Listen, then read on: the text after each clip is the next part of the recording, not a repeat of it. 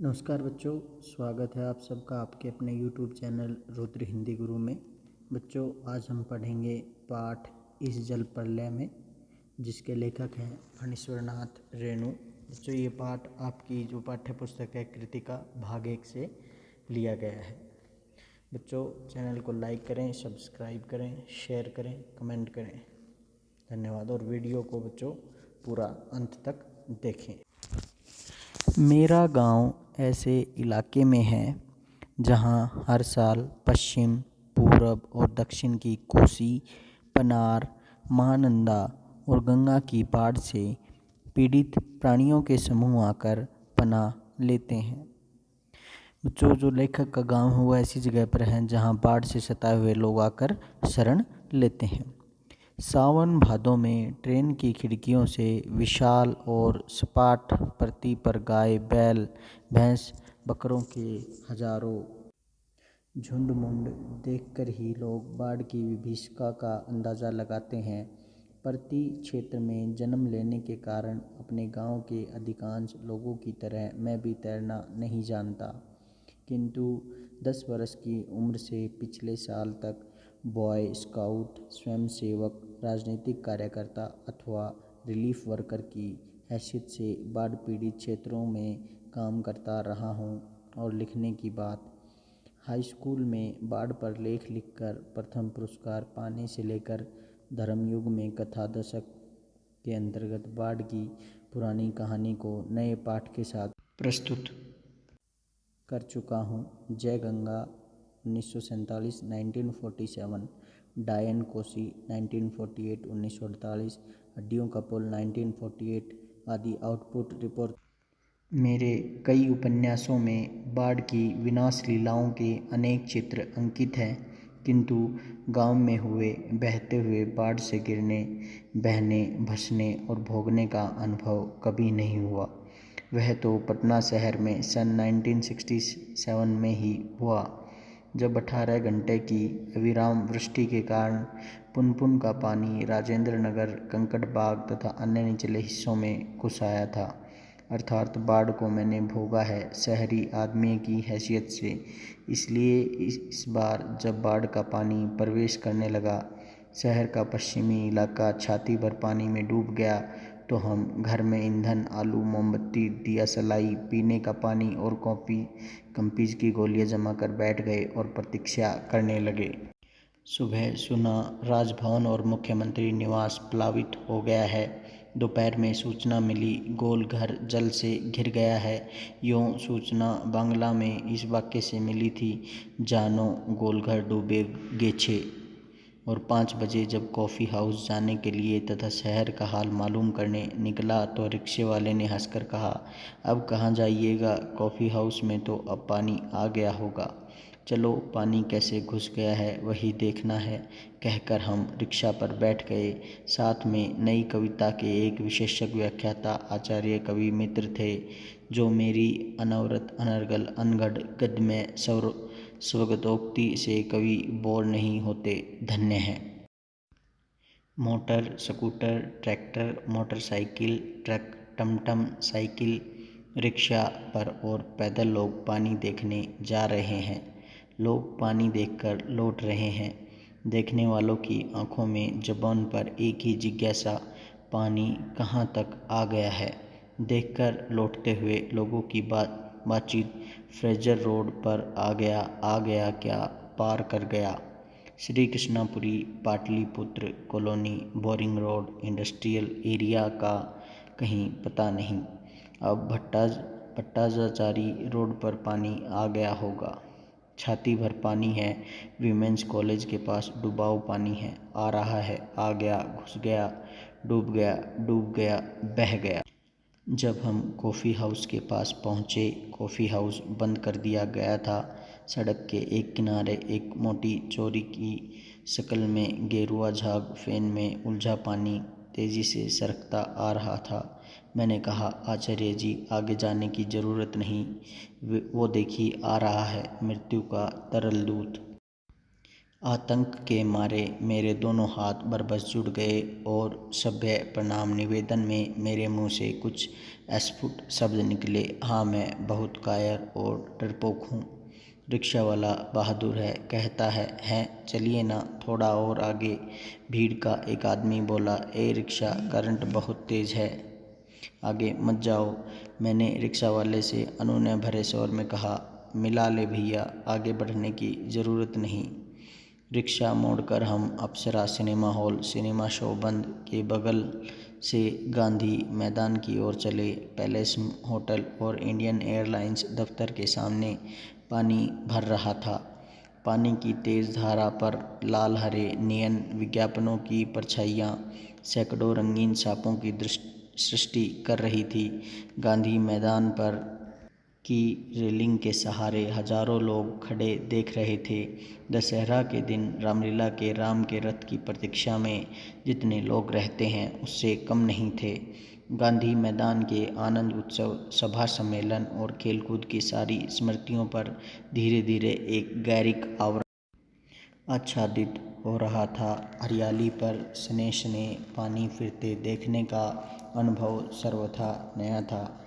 इसी बीच एक अधेड़, मुस्टंड और गंवार जोर जोर से बोल उठा, जब दानापुर डूब रहा था तो पटनिया बाबू लोग उलटकर देखने भी नहीं गए। अब बूझो। मैंने अपने आचार्य कवि मित्र से कहा, पहचान लीजिए, यही है वह आदमी जिसकी खोज हर साहित्यिक गोष्ठियों में होती रहती है। उसके वक्तव्य में दानापुर के बदले उत्तर बिहार अथवा कोई भी बाढ़ग्रस्त ग्रामीण क्षेत्र जोड़ दीजिए। शाम के 7:30 बज चुके और आकाशवाणी के पटना केंद्र से स्थानीय समाचार प्रसारित हो रहा था। पान की दुकानों के सामने खड़े लोग चुपचाप उत्कर्ण होकर सुन रहे थे। पानी हमारे स्टूडियो की सीढ़ियों तक पहुंच चुका है और किसी भी क्षण स्टूडियो में प्रवेश कर जाएगा। समाचार दिल दहलाने वाला था। कलेजा धड़क उठा। मित्र के चेहरे पर भी आतंक की कई रेखाएं उभरी, किंतु हम तुरंत ही सहज हो गए, यानी चेहरे पर चेष्टा करके सहजता ले आए, क्योंकि हमारे चारों ओर कहीं कोई परेशान नज़र नहीं आ रहा था।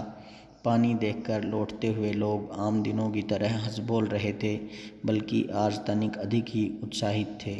हाँ, दुकानों में थोड़ी हड़बड़ी थी। नीचे के सामान ऊपर किए जा रहे थे। रिक्शा, टमटम, ट्रक और टेम्पो पर सामान लादे जा रहे थे। खरीद बिक्री बंद हो चुकी थी। पान वालों की बिक्री अचानक बढ़ गई थी। आसन संकट से कोई प्राणी आतंकित नहीं दिख रहा था। पान वाले के आदमकद आईने में उतने लोगों के बीच हमारी ही सूरतें मुहर्रमी नज़र आ रही थी। मुझे लगा अब हम यहाँ थोड़ी देर भी ठहरेंगे तो वहाँ खड़े लोग किसी भी क्षण ठठाकर हम पर हंस सकते थे। जरा इन बुज़दिलों का हुलिया देखो, क्योंकि वहाँ ऐसी ही बातें चारों ओर से उछाली जा रही थी। एक बार डूब ही जाएं धनुषकोटि की तरह, पटना लापता न हो जाए कहीं, सब पाप धुल जाएगा। चलो गोलघर के मुंडे पर ताश की गड्डी लेकर बैठ जाएं। बिस्कोमान बिल्डिंग की छत पर क्यों नहीं भाई, है माकूल मौका है। इनकम टैक्स वालों को ऐन इसी मौके पर काले कारोबारियों के घर पर छापा मारना चाहिए। आसामी बामाल। राजेंद्र नगर चौराहे पर मैगजीन कॉर्नर की आखिरी सीढ़ियों पर पत्र पत्रिकाएं पूर्ववत बिछी हुई थी। सोचा एक सप्ताह की खुराक एक ही साथ ले लूं। क्या क्या ले लूं, हेडली चेज या एक ही सप्ताह में फ्रेंच जर्मन सिखा देने वाली किताब अथवा योग सिखाने वाली कोई सचित्र किताब। मुझे इस तरह किताबों को उलटते पलटते देखकर दुकान का नौजवान मालिक कृष्णा पता नहीं क्यों मुस्कुराने लगा। किताबों को छोड़ कई हिंदी, बांग्ला और अंग्रेजी सिने पत्रिकाएं लेकर लौटा। मित्र से विदा होते हुए कहा, पता नहीं कल हम कितने पानी में रहें। बहरहाल जो कम पानी में रहेगा वह ज़्यादा पानी में फंसे मित्र की सुधि लेगा। फ्लैट में पहुंचा ही था कि जनसंपर्क की गाड़ी भी लाउडस्पीकर से घोषणा करती हुई राजेंद्र नगर पहुंच चुकी थी। हमारे गोलंबर के पास कोई भी आवाज़ चारों बड़े ब्लॉकों की इमारतों से टकराकर मंडराती हुई 4 बार प्रतिध्वनित होती है। सिनेमा अथवा लॉटरी की प्रचार गाड़ी यहाँ पहुँचते ही भाइयों पुकार कर एक क्षण के लिए चुप हो जाती है। पुकार मंडराती हुई प्रतिध्वनित होती है, भाइयों भाइयों भाइयों। एक अलमस्त जवान रिक्शा चालक है जो अक्सर रात के सन्नाटे में सवारी पहुंचाकर लौटते समय इस गोलंबर के पास अलाप उठता है। सुन मेरे बंधु रे ए ने सुन मोरे मितुआ वाह वाह। यह गोलंबर के पास जनसंपर्क की गाड़ी से ऐलान किया जाने लगा, भाइयों ऐसी संभावना है कि बाढ़ का पानी रात्रि के करीब 12 बजे तक लोहानीपुर, कंकड़बाग और राजेंद्र नगर में घुस जाए, अतः आप लोग सावधान हो जाएं। प्रतिध्वनि सावधान हो जाएं, सावधान हो जाएं। मैंने गृहस्वामिनी से पूछा, गैस का क्या हाल है? बस उसी का डर है, अब ख़त्म होने वाला है। असल में सिलेंडर में मीटर ऊटर की तरह कोई चीज़ नहीं होने से कुछ पता नहीं चलता, लेकिन अंदाज है कि 1 या 2 दिन कोयला है, स्टोव है, मगर केरोसिन एक ही बोतल। फिलहाल बहुत बाढ़ का भी यही हाल है, मीटर ऊटर की तरह कोई है नहीं होने से पता नहीं चलता कि कब आ धमके। मैंने कहा, सारे राजेंद्र नगर में सावधान सावधान ध्वनि कुछ देर गूंजती रही। ब्लॉक नीचे की दुकानों से सामान हटाए जाने लगे। मेरे फ्लैट के नीचे के दुकानदार ने पता नहीं क्यों इतना कागज इकट्ठा कर रखा था, एक अलाव लगाकर सुलगा दिया। हमारा कमरा धुएं से भर गया। सारा शहर जगा हुआ है। पश्चिम की ओर कान लगाकर सुनने की चेष्टा करता हूँ।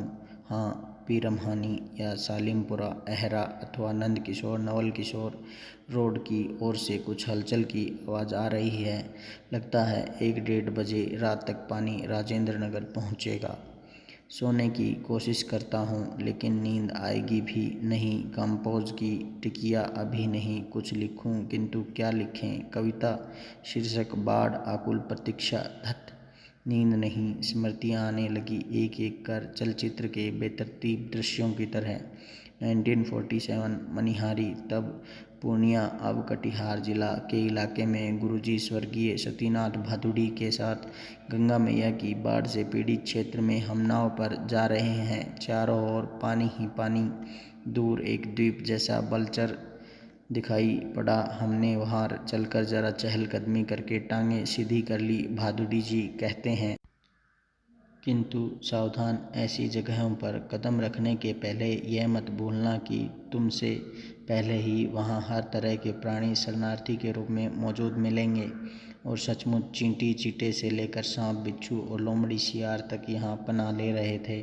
भादुड़ी जी की हिदायत थी, हर नाव पर पकाही घाव, पानी में पैर की उंगलियां सड़ जाती हैं, तलवों में भी घाव हो जाता है, की दवा, दिया सलाई की डिबिया और केरोसिन तेल रहना चाहिए। और सचमुच हम जहाँ जाते, खाने पीने की चीज़ से पहले पकाही घाव की दवा और दिया सलाई की मांग होती। 1949 उस बार महानंदा की बाढ़ से घिरे वापसी धानु के एक गांव में हम पहुंचे। हमारी नाव पर रिलीफ के डॉक्टर साहब थे। गांव के कई बीमारों को नाव पर चढ़ाकर कैंप में ले जाना था। एक बीमार नौजवान के साथ उसका कुत्ता भी कहीं कहीं कोई कोई करता हुआ नाव पर चढ़ाया। डॉक्टर साहब कुत्ते को देखकर भीषण भयभीत हो गए और चिल्लाने लगे, अरे कुकुर नहीं, कुकुर नहीं, कुकुर को भगाओ। बिहार नौजवान छप से पानी में उतर गया। हमार कुकुर नहीं जाएगा तो हम हूँ नहीं जाएगा। फिर कुत्ता भी छपाक पानी में गिरा। हमारा आदमी नहीं जाएगा तो हम हूँ नहीं जाएगा। परमान नदी की बाढ़ में डूबे हुए एक मुसहरों की बस्ती में हम राहत बांटने गए। खबर मिली थी वे कई दिनों से मछली और चूहों को झुलसाकर खा रहे हैं, किसी तरह जी रहे हैं। किंतु टोले के पास जब हम पहुँचे तो ढोलक और मंजीरा की आवाज़ सुनाई पड़ी। जाकर देखा, एक ऊंची जगह मचान बनाकर स्टेज की तरह बनाया गया है। बलवाही नाच हो रहा था। लाल साड़ी पहनकर काला कलूटा नटुआ दुल्हन का हाव भाव दिखा रहा था, यानी वह धानी है, धरनी धानी, घरनी धानी। घर छोड़कर मायके भागी जा रही है और उसका घरवाला पुरुष उसको मनाकर राह से लौटाने गया है। इस पद के साथ ही ढोलक पर द्रुत ताल बजने लगा। धा गिड़ गिड़ धा गिड़ गिड़ चके के चक धुम चके के चक धुम चक धुम चक धुम। बच्चों ये आपका जो पाठ है पेज नंबर 1 से 7 तक था। पाठ का दूसरा भाग बच्चों हम अगले वीडियो में पढ़ेंगे। बच्चों वीडियो को लाइक करें, शेयर करें, कमेंट करें। धन्यवाद।